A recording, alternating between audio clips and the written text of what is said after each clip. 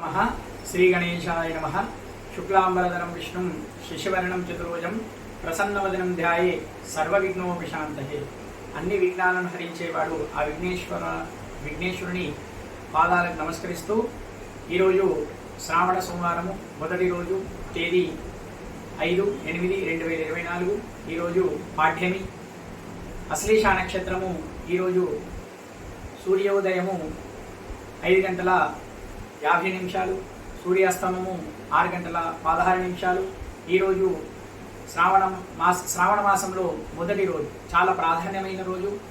ఈరోజు వచ్చి దుర్ముహూర్తము 12:24 నుండి 1:24 వరకు మొదలుకొని తిరిగి మళ్ళీ 2:40 నుండి 3:15 వరకు దుర్ముహూర్తం ఉండును.